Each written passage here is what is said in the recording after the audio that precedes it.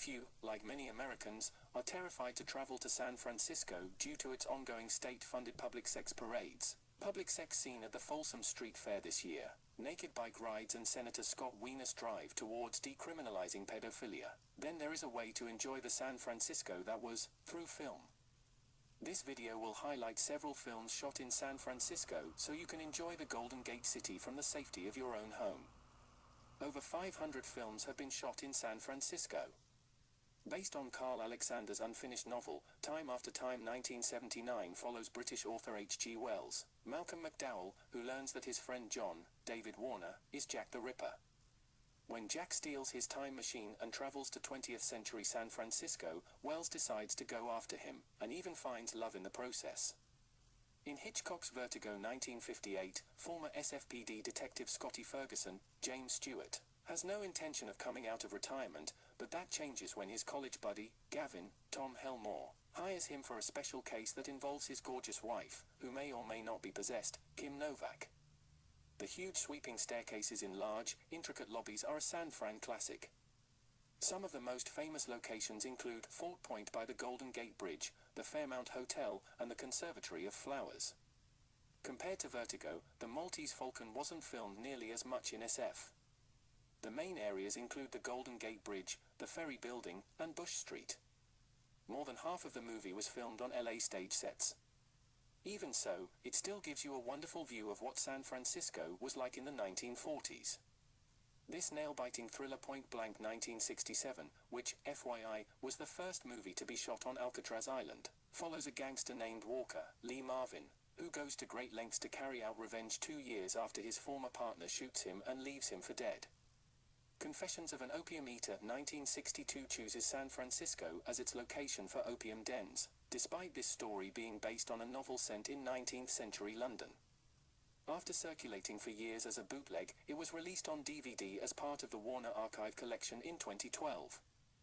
Who is this mysterious woman in red that Gene Wilder's character sees one night in the 1948 film Woman in Red, and where does she go? Well, lucky for you, Gene tries to find her all over the city. Some of the fun locations in this movie include the San Francisco Fire Department's Fire Station No. 2, the classic Clay Jones Building, and the Palace of Fine Arts.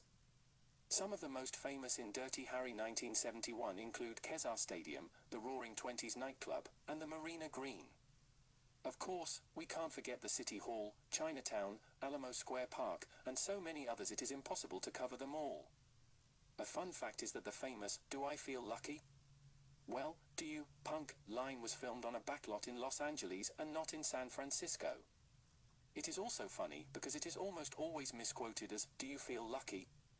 Well, do you, punk?" Now you can impress your friends because you know the truth. Steve McQueen chases all through San Francisco in this thriller Bullet 1968, which is why it is such a great movie to learn about the city by the bay.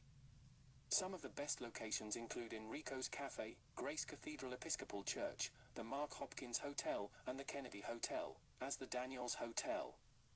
However, any fan of Bullet knows that the best part of the movie is the insane car chases. These include the 800 block of Chestnut Street, where it starts, Taylor and Vallejo, where the downhill chase really starts going, and the Marina Green, just to name a few. Fun fact, part of the chase includes driving on the Embarcadero Freeway. You won't be able to find this, as it was demolished after the 1989 earthquake. The Parent Trap 1998, the new release with Dennis Quaid and Natasha Richardson, also has some San Fran scenes. Most of it is filmed in other locations, but there are a few scenes that show the Treasure Island Administration Building, which is the Stafford Hotel exterior, in the movie. In The Graduate 1967, after the young characters elope, the couple is seen in the back of the bus coming to terms with the reality of their choices. This movie is an honorable mention because the bus they are taking is actually driving the wrong way on the top of the double-decker San Francisco Bay Bridge as it leaves the city. It should have been going toward SF. Double Harness 1933 is a William Powell and Harding classic. You can learn about these two stars on this channel. Scenes of the bay and shipyards come to life in this delightful drama. Powell is back on the list with The Shadow of the Thin Man 1941, where he and Myrna Lowy see a San Francisco racetrack, wrestling ring, and mess around on a merry-go-round. Orson Welles' 1947 The Lady from Shanghai is a film noir directed by Orson Welles and starring Welles, his estranged wife Rita Hayworth, and Everett Sloane. It is based on the novel If I Die Before I Wake by Sherwood King. Although it initially received mixed reviews, it has grown in stature over the years, and many critics have praised its set designs and camera work. Welles plays an Irish sailor washed up on the shores of San Francisco. In 2018, the film was selected for preservation in the United States National Film Registry by the Library of Congress as being culturally, historically, or aesthetically significant. And my personal favorite, Sudden Fear 1952 with Joan Crawford shows a rip-roaring car chase up and down San Francisco's hills before Steve McQueen ever does. Crawford's character's beach house is also still standing. The house, still there and looking much as it did 60 years ago, is at 250 Beach Road in Belvedere, just a few miles north of the Golden Gate Bridge in Marin County. It faces Tiburon across Belvedere Cove. What's your favorite movie set in San Francisco?